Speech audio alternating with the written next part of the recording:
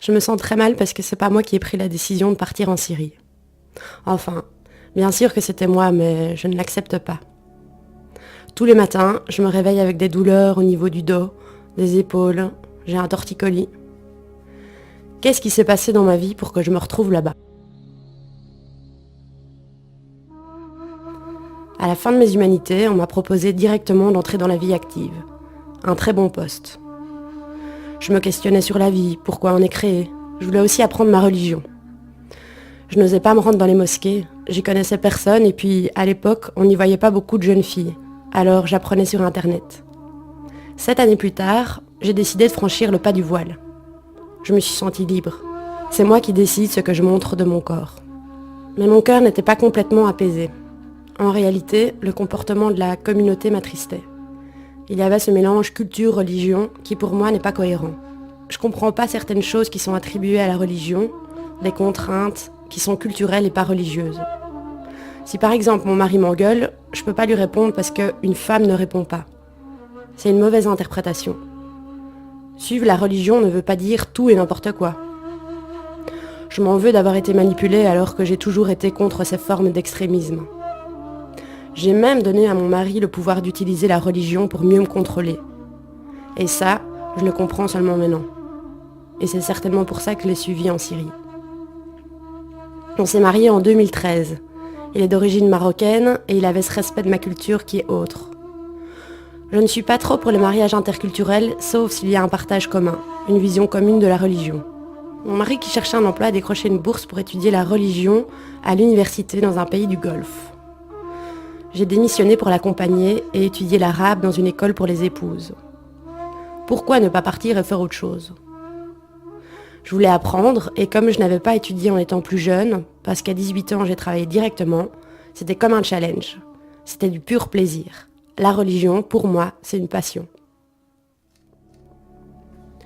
En juin 2014, nous sommes revenus pour les vacances d'été auprès de nos familles. Nous y sommes très attachés.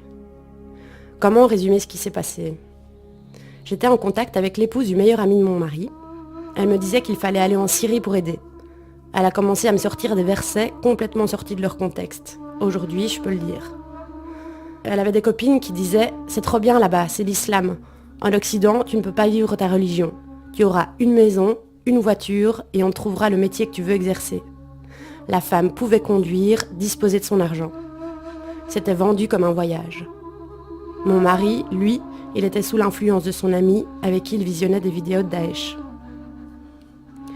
Nous sommes partis pour faire de l'humanitaire. On nous a proposé de travailler dans un orphelinat ou dans un hôpital pour enfants. Ma motivation, elle n'était pas religieuse. Enfin, je suis quand même partie pour certains aspects religieux. C'est un pays musulman, je ne peux pas le nier. Mais c'est avant tout un besoin de se sentir utile. Je n'ai pas vu les conséquences. Peut-être que le besoin de reconnaissance, à ce moment-là, a dépassé le besoin de sécurité. Je ne sais pas. Depuis toujours, j'ai besoin de me sentir utile et d'aider les autres. Je n'étais pas terroriste, c'est impensable. À notre arrivée en Syrie, nous avons été immédiatement séparés. On m'a dit de cacher mon visage. Ça, c'était vraiment le premier signe de violence. Même mon mari ne s'attendait pas à cela. Nos passeports et téléphones ont été confisqués. J'ai été placée dans une maison pour femmes. On n'avait pas beaucoup à manger. Parfois, il n'y avait même pas d'eau. Il y avait des excréments. On ne pouvait pas utiliser de serviettes hygiéniques. Et il y a eu une épidémie. Il fait froid en octobre. On dormait à même le sol. Je n'arrive pas à comprendre comment j'ai pu supporter ça. À mon retour, un traumatisme s'est installé. Je n'aime pas le statut de victime, mais j'en avais besoin. Et qu'on ne le reconnaisse pas, c'était dur. Pendant des mois, j'ai vécu comme si tout était normal. J'étais en colère, une colère incroyable, que je n'arrivais pas encore à définir. Et je devais chercher un coupable. Donc, j'étais en colère contre mon mari, parce que c'est lui qui aurait dû me protéger. Il aurait dû nous protéger de ça. Ensuite, je me suis rendu compte que cette colère, en réalité, elle était vis-à-vis de moi-même. Avec mon expérience de vie, avec mon histoire, comment ai-je pu partir? Cette décision-là a compromis tout mon avenir. C'est quelque chose que je n'arrive pas à me pardonner.